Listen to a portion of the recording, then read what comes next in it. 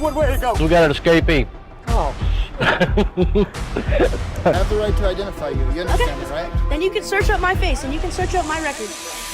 there's a prison here? Yeah. Cops are skilled professionals trained to sense trouble. But what happens when these law enforcement experts find themselves outsmarted right before their eyes? I promise you I'm not no damn prison escapee. You'd have done run by now. Here are 5 instances of cops being played in their own game. Starting with the case of Richard McNair, who is currently standing with Officer Carl Bordelon. Officer Bordelon stopped him while Richard was running on a railroad track near Ball, Louisiana. Officer Bordelon had received information about a prison break, and he wanted to ensure that Richard hadn't seen anyone or if he was the individual Officer Bordelon was You live looking around for. here, buddy? No, Where you live at? down the road by Pineville. Pineville? Uh-huh. Okay. Do you have any form of identification on you? No, man. What's your name? Robert Jones. Robert Jones? Uh-huh. Why, I'm not supposed to be on the tracks? No, that's not the problem right now. What's your address? I don't have an address. I'm at the hotel. We're working on houses and stuff like that, the roofing. Roofing? Yep. Right from the beginning of the conversation, Richard attempts to project an air of calmness and composure while interacting with the officer. He conscientiously responds to each question, but there's a noticeable lack of conviction in his answers. When asked about his residence, Richard responds with a vague, down the road, leaving the officer intrigued. Sensing evasion, Richard quickly adds that he's a worker on a project, possibly deflecting from his lack of area familiarity, and to heighten the intrigue, he throws in living in a hotel, weaving an alternative narrative to sidestep scrutiny. These subtle moves reveal Richard's calculated effort to keep up a facade of normalcy. What is? We got an escapee. Oh, where from? Prison. There's a prison here? Yeah. Man, it's hot. Subject wear glasses? Nothing about glasses. Can you find out? I'm out with a white male on the tracks at Gilly Williams. Remaining composed, Richard provides the officer with straightforward answers and maintains a relaxed demeanor to avoid appearing anxious or unsettled. When the officer tells Richard, "We got an escapee," Richard, instead of reacting with alarm, stays calm and maintains his facade of innocence, rhetorically asking, "There's a prison here?" Unbeknownst to the officer, the Robert Jones that he is talking to is, in fact, Richard, the escapee from prison, the very person the officer is looking for. Any tattoos or anything? Look it over. No, I'm just... No, he's clean. Jeez. I'm 50 years old. How old is your guy? You're how old? 50. I was born in 56. He says born in 56. 58. Any kind of details you can give me, huh? Color eyes you got? Green, well, kind of a turquoise blue. Turquoise blue? Yeah. You want to give me some more? Call my little brother, man. Do I? No, it's not. No, it's short hair. My guy's got skin cut hair. He's got a beard, well, a goatee like. While many guilty suspects typically respond with concise and cautious replies when facing the police, Richard took a different approach. He was intent on presenting himself as an ordinary individual, providing thorough responses and even making jokes with the officer. I guarantee I'm not no. You know the bad thing about it? What's that? You'll match it up to him. Come on. Well, that sucks, doesn't it? Yeah. Where are you staying at? That Titusville or Titus Inn? Titus Inn? Little old. Where's that at? I don't even know the address. We just got into town about a week ago, and he dropped me off to jog. I always jog about 12 miles a day. Where'd he drop you off at? Up there on that road by, there's some construction going on up there, some houses. Uh-huh. And he dropped me off, and he'll be back at the hotel in about probably 10 minutes, 15 minutes. Who y'all work for? It's his, I know, what's the name of the company? Phil's Roofing. Okay. Phil's Roofing. Did you go through a briar patch or something? Well, yeah, roofing. I always roof in shorts and cut my scratching up on, the roofing. That's stuff. why your knees are all cut up? Yeah. Or y'all got pads? Huh? Y'all wear pads? Hell no, too hot. They rub the pads rub your back of your legs and stuff. Where are you from? Huh? We're originally Dallas, Texas. I mean, that's where y'all that's stay where we're out of. out of Dallas, Texas? But what's your name again? Jimmy Jones. While talking with Richard, Officer Carl noticed cuts on Richard's knees, possibly from a barbed wire during the escape. However, Richard dispelled suspicions by claiming the cuts were from construction work. Despite the potential giveaway, Officer Carl appeared to buy into Richard's story. Another major red flag that the officer seemed to have missed was when asked Richard his name again, he provided a completely different one, Jimmy Jones. Ordinarily, this inconsistency should have been a dead giveaway, but Officer Carl didn't seem to notice it. Now, when I crossed the tracks down there, I saw you running. I said, well, how lucky can I be? Where's y'all's motel at? Okay, let me think now, because like I say, Phil always drives. Okay, Walmart's right there. Go right at Walmart, and there's a road. Is it 165? Right. 165 that goes south, and we're about 2 blocks. 3 blocks. Code 4. Little old tiny hotel. I mean, it's clean, but it's family owned. Little old tiny hotel. Yeah, you know, like a motel deal. You park up there. I promise you, I'm not no damn Christian escapee. You'd have done run by now. You know that yourself. You'd have done run by now. No.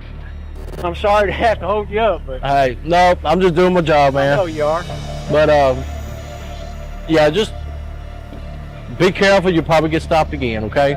Don't be alarmed by it. Phone number, your cell phone number, so I can have whoever call you. Just call. You got a cell phone with you? No, hell no. I don't even have a cell phone or anything. Just call 911. Is all you got to do, and they'll get a hold of us. All right. That's our quick line there. Have a good day now. Be careful, buddy. Thank you. All right. This was the last time Richard was seen for the next 18 months. However, later in October 2007, Richard was finally caught and apprehended in New Brunswick after he was identified driving a stolen vehicle. Richard might have gotten lucky with his escape, however, the same cannot be said about the next person we'll cover. On October 18, 2019, 17-year-old Quantrell was arrested from his classroom at Orfordville Parkview High on suspicion of strangulation in an August 1st assault. He was brought in for questioning in the Rock County Sheriff's Office and placed in the interview room. However, as soon as the teenager entered the room, it became clear that he had no intention of staying.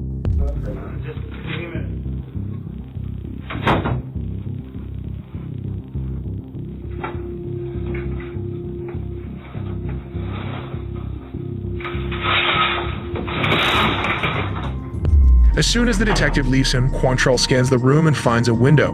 Without thinking twice, he opens the blinds and pushes the window before diving headfirst from 12 feet up. CCTV outside the building capture him making a run for it.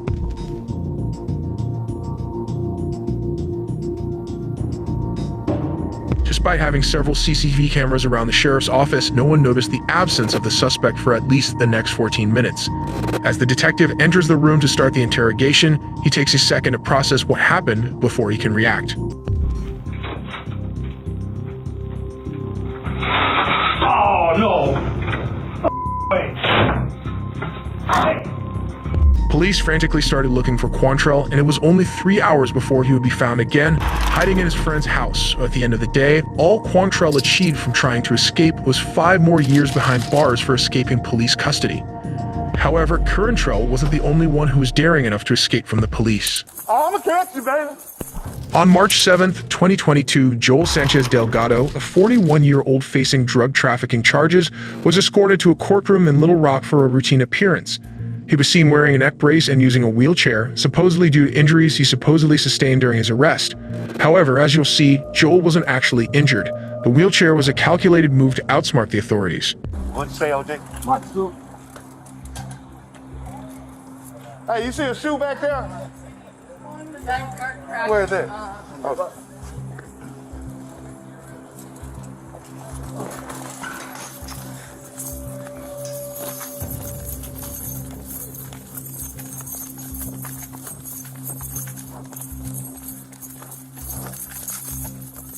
I'm gonna catch you, baby. I'm gonna shoot your bitch ass.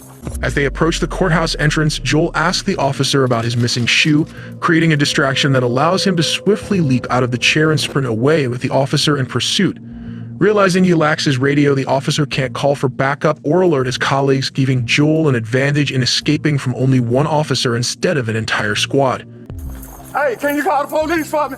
Call the police for me. Hey, call the police. Call the police. What way it go? This way. Go. You got your phone? God damn. Joel successfully outran him. The officer being unable to contact backup gave Joel extra time to distance himself from the police. Went straight through the alley and cut that way. What you need? Your phone. My damn radio came out. Hold on. Damn, little man, I tried to come behind you and get him. I don't know where he went. Although the officer eventually informed his colleagues using a civilian's phone, it was too late. Joel had already hopped into a cab and made his escape, leaving the officer powerless at that moment. And I tried to get him. Hello? Hey, Hook. The wheelchair dude got up and ran. Yeah. I couldn't catch his ass. And my radio was in the I had my camera on, though. The wheelchair dude. I couldn't catch him, hell. Tim's had pulled off. Joel's freedom, however, was short-lived as just a few hours later he was caught and charged with felony escape, which will add 5 more years to his sentence along with other charges. And this is Delgado now after a taxi cab ride to West 65th Street. The 41-year-old is being wheeled into an ambulance, claiming to be injured and unable to walk. Investigators say he caught that taxi cab outside a hotel along Broadway. He's expected to face escape charges. Laura, I'm told he's back in the Pulaski County Jail tonight, and I'm told he was booked in while in a wheelchair yet again. While Joel was convicted because of his criminal past, what happens when the only criminal involved in a police encounter is the police themselves? If you try and come past me, you're going to go on the ground face first. Do you understand me? Okay, and then I'm going to file a complaint against you. Go get your camera. Go grab your camera, yes. On September 29, 2019, police rushed to a scene sparked by a heated exchange between Michael Franchik and his neighbor. Trouble brewed when Michael's 15-year-old son, Jack, was cruising on a gas-powered bicycle and the neighbor, allegedly irate, issued threats of physical confrontation. Amidst the tension, a third-party caller dropped a bombshell, claiming Michael had a concealed gun. The sergeant relayed this startling detail over the radio, setting the stage for what was meant to be a civil and consensual conversation with Michael. Can I help you? Hello, are you, Michael? Hi, can I help you with something? Yeah, we're here about a... And your name? Officer Rodriguez. First name? Jim. Jim, how are you, Jim? Can And your name? Please. Sure. Sorry? Badge number? What's that? Badge number, please? Let's go ahead and talk about the incident that you had out here a few minutes ago. Don't know what you're talking about. Okay. Step down here for me. No, thanks. Yeah, no. Hey! Whoa, whoa, whoa, whoa! Whoa! I didn't do anything. You just came into my house without a warrant. You're running away. I'm not running away from you. You just did. Is there any gun in your back pocket? I just want to make sure we're safe. We're safe. Okay, I'm not coming outside. Can we talk right here? Sure we can. Jack! Come here, record this. Come on outside. Record this. Come outside. Jack, record this. Grab my phone and record this. Whoa! I'm injured. As the officers approach Michael, he refuses to talk about the incident and attempts to go back inside his house. The officers, however, without any legal cause, force their way into Michael's home after him and attempt to drag him out. Michael refuses to go outside, but now agrees to talk to the officers inside the house. Officer Rodriguez, however, either didn't hear the agreement or didn't care and continued to force him outside. At this point, Michael's son, Jack, begins recording the whole ordeal on his cell phone. I am cooperating. You're violating my Fourth Amendment rights. Stop. Outside. You're violating my Fourth Amendment rights. Hey, you guys cannot come in here without a Get search the warrant. phone. Get the Going to be phone. I'm videoing. Get the phone. Cooperate. I'm cooperating. We're finding you to be I'm taped. not fighting you. We're finding you I'm to be not taped. fighting you. Outside now. Walk outside so we talk. Okay. Enough. I didn't do anything. You just tased me for no reason. Stop. Outside. What are you doing? Stop. What am I being detained for? Outside. What am I being detained for? Just stop resisting. I'm not So we talk to resisting. you. I'm not resisting. No, don't take his phone. Don't take his phone. Don't take his phone. I'm good. I've chilled the whole time. The officer attempts to take Jack's phone away from him to stop him from recording the incident. Jack, follow me and record. Right this way. Follow me and record. Give us space. I'm not. Give us space. Okay. No, Jack, What's give your us the whole space? thing. What's your space? Jack, record the whole thing. Oh, you're recording. Give us space. Does this look like enough space? You saw that. You saw the whole thing, and it's all been recorded. It is. I didn't resist. I know. I didn't do it. You know. See, he acknowledged that I didn't resist, Jack. Yeah, I have it on video. I didn't resist. Well, we asked you to stop, right? I didn't do anything against your instructions. This guy came into my house without a warrant, without any probable cause. Let me just talk for a second. I said, I don't know anything, and he tackled me in my house. He told you to stop, right? He did not say anything of the sort. Officer, it's I all heard on the video. whole thing, and it's on video, so. It's all on I know, video. it is. It's all on video. It is. Dude, that guy is out of control. I'm filing Officer, complaining against him. I officer. want him nowhere near me. That guy is crazy. Officer. It's just me and you, right? Okay, yeah, I'm fine.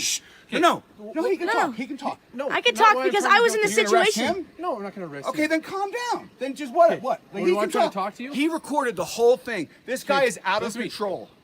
Okay. What's your badge? What's your name? Step back. I'm not. He I'm just on my touched me. You property. can record all you want, but Another you're one. stepping back Another right one. now. This guy, Back. Hey, don't Back. touch me.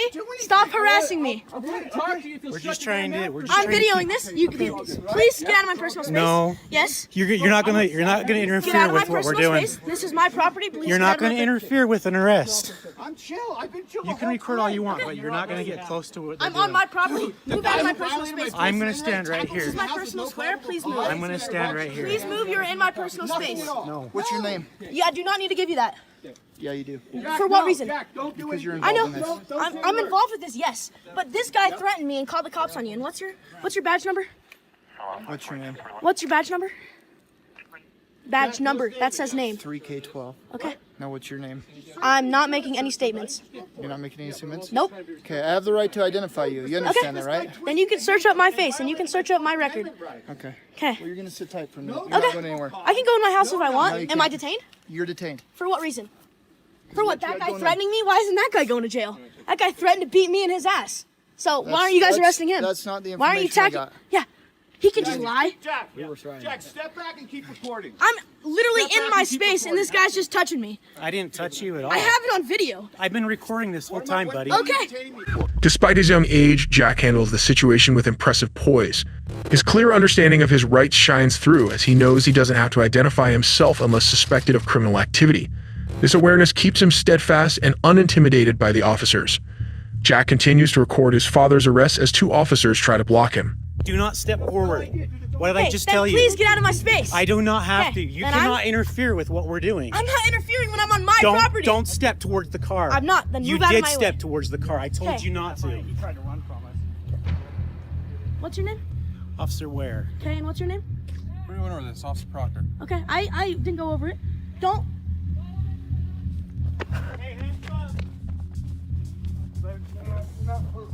You can't. Hey! Stay back. I'm going in my house. Stay back. I'm going in. If you try and come past me, you're gonna go on the ground face first. You understand me? Okay, and then I'm gonna file a complaint against Get you. your camera. Go grab your camera. Yes, I'm allowing you to do that, but you cannot walk in my house. There you go. Okay, bye.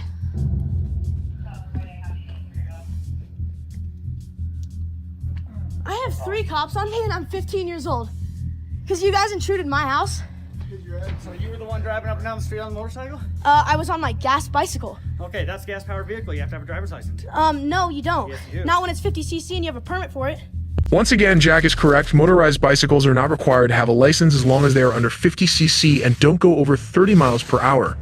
The officers then walk away and talk among themselves to discuss what Michael can be charged with. At this point, I don't even really care what their story is. I believe our independent witness, and given their demeanor, the question is, I want to talk to him to see if there's any threat with the gun, but he would have mentioned that, I'll bet. She said she didn't see it until he was walking back over here. But he said he saw it too? Oh, or no? No. Okay. She didn't say anything about it, and I didn't want to suggest it. I just wanted, what did you see? And that's what he told me, and that's So what he she didn't told me. mention that? No, he didn't. Okay. Well, if he didn't threaten anyone with it, there's no... I don't No, think it was there's just a any sense of concern for trying me. to- Oh, no. Absolutely. There's no reason. But I don't think there's any reason to try right now want to get in the house. No. We'll identify him through him. I'll just do TLO or whatever. Okay. And then the friend, I've got his information. Their statements, I couldn't care less because they're not cooperative. I'll just refer to the juvenile courts. If they want to screen him for charges, great. And if they For don't, rallying the motorcycles or whatever. yeah. All right. I mean, I doubt that goes anywhere, but, All right. to be honest, all I would have done is talk to everybody, and it's a he said, she said. I would have written it up and said, here's the report. That works. And then he does this garbage. So, I'm going to arrest him for failure to obey a lawful command, resisting, disorderly. Yeah, disorders. That's good because it got her attention too. Yeah. The sergeant dismisses Michael and Jack's side of the story, citing their demeanor. However, acknowledging Michael's concealed carry permit, they assert his entitlement to carry a gun unless he brandished it in a threatening manner, an allegation that no one, not even the neighbor, has made. Meanwhile, Officer Proctor was taking Jack's account of the incident. He goes, that bike is illegal. I said, no, it's not. It's a 50cc bicycle, and I have a permit for it. Okay. And he said, get out of the way. He was on his little road bike. He said, get out of the way or I'm going to beat your ass. So if you guys want to believe him, and we have 2 witnesses, he has 0. Okay, calm down. Just calm down. No, I'm pissed off because you guys just came in our house. But we tried to come here to ask a question and figure out what's going on because what we got told is a gun was involved in this incident. So we're going to take this a little more serious. No gun was involved, not at all. I don't know why you have to Then what beat my ass. And I rode my bicycle back here. He ran back with me. I closed the garage and I told my dad.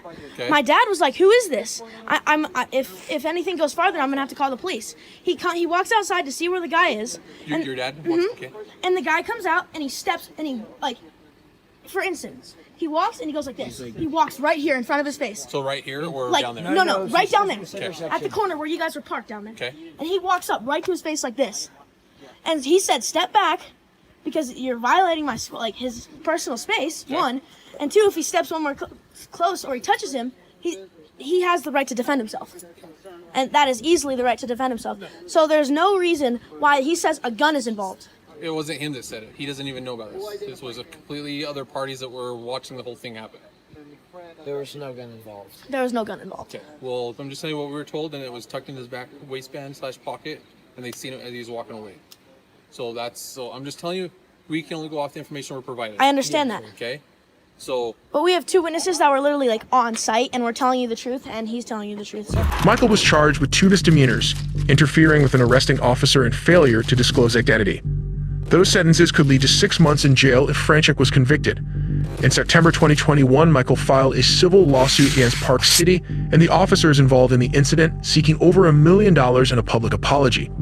2 of the 4 officers involved in the incident were terminated. While the Michael Franchuk case is a clear example of police misconduct, it is not the first time they convicted an innocent civilian. The evidence I have is frankly conclusive and overwhelming. Okay. On August 15, 2003, Hamilton police arrested Michael Dixon, 37, from the Hamilton bus stand on suspicion of robbing a jewelry store. However, a discrepancy arose as the witness report described the suspect as a short white man, while Michael was neither short nor white. Despite this, he was taken to the Hamilton police station for questioning. Sorry to keep you waiting, Michael. It's okay. Tired. It's been a long 2 days. This is one of our interview rooms here at Hamilton Police, and this is audio and videotaped. Yeah, I noticed that. Okay, you're obviously not a stupid man. Video camera. Microphones on the wall, so everything we say and do is recorded. That's for both of our benefit. It benefits everybody. Right off the bat, we can see that Michael adopts a forward-leaning posture, which indicates that he is confident and relaxed. He maintains eye contact with the detective throughout the interrogation. Michael has read his Miranda rights and assures the detective that he will be cooperative and help the detective with the investigation. You are not obliged to say anything unless you wish to do so, but whatever you do say may be given in evidence. Well, that's fine, because what I have to say is to plead my innocence, so I don't mind that. Okay.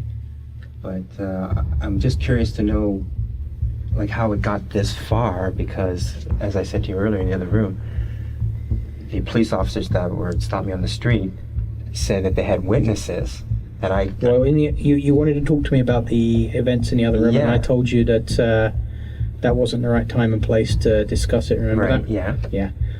There's one other thing I have to tell you before we discuss this, okay? Okay. And that's that if you've spoken to any police officer or to anyone with authority, or if any such person has spoken to you in connection with this case, I want it clearly understood that I don't want it to influence you in making any statement.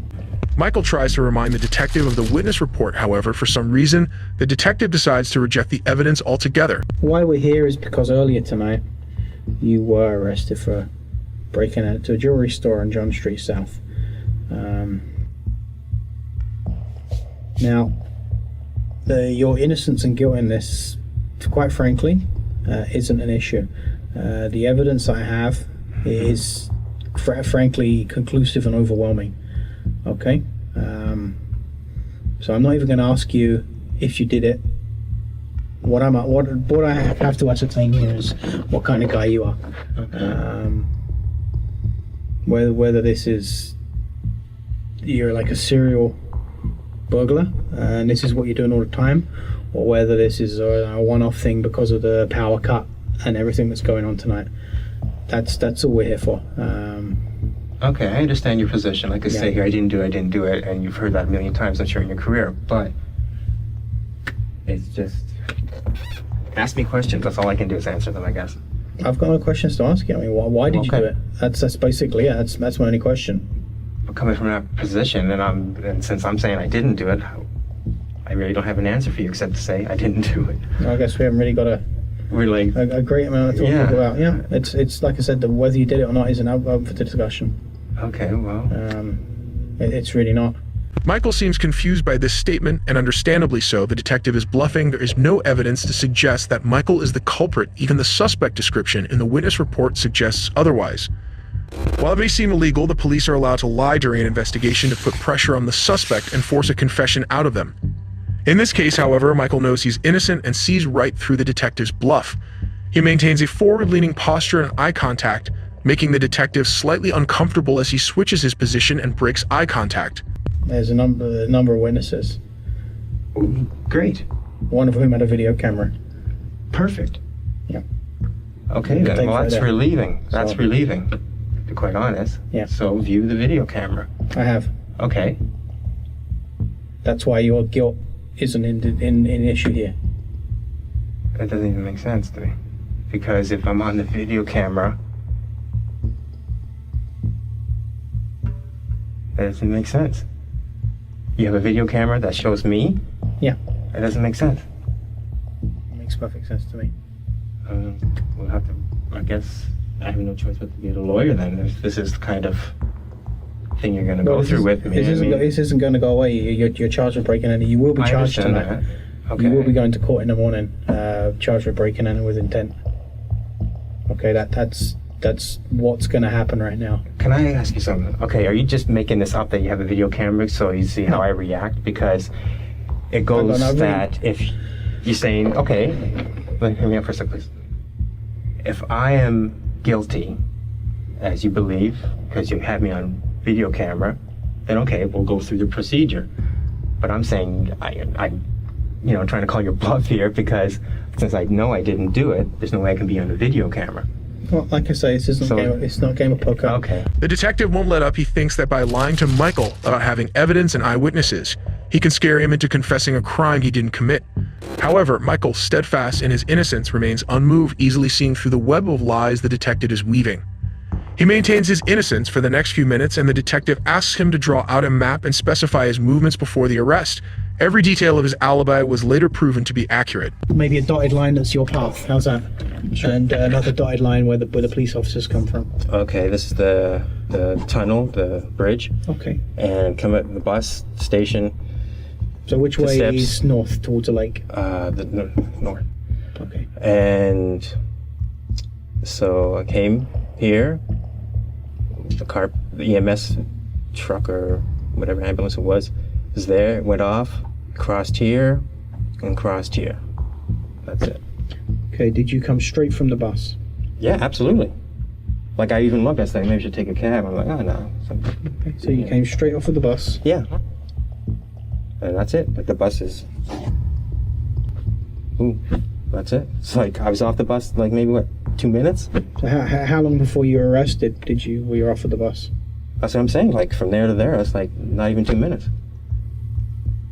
Did you stop or do anything in the interim? I was walking. I was trying to see in the dark and questioning. Like, am I gonna get mugged? And that's about it. So where were you when you first became aware of the people who subsequently were police officers? Okay. Well, there's a building here in the corner.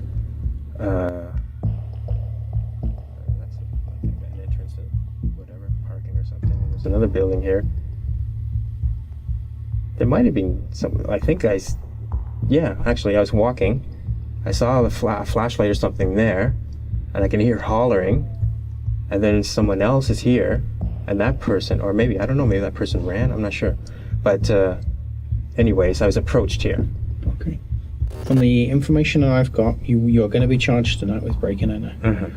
However, I do have a duty to make sure that the truth is, and the truth is paramount, and the true version of events is paramount, and I have a duty to investigate all of this, and I will investigate. I assure you, I'll investigate this story thoroughly, and hopefully, I'll be able to find something here, which will either prove or disprove what you're entitled to under the Constitution of Canada, and that you're treated decently, and that the truth comes out. Yeah, basically, that's being doubted until proven innocent. That's, I guess, the premise here, right? From my point of view. So. Okay, so that's the things that I look for. Okay, cool. Michael had to spend 3 days in jail and had a curfew for 9 months before all the charges were eventually dropped. Michael sued the county police and received over $100,000 in damages, while the interrogating officer was demoted and suspended without pay.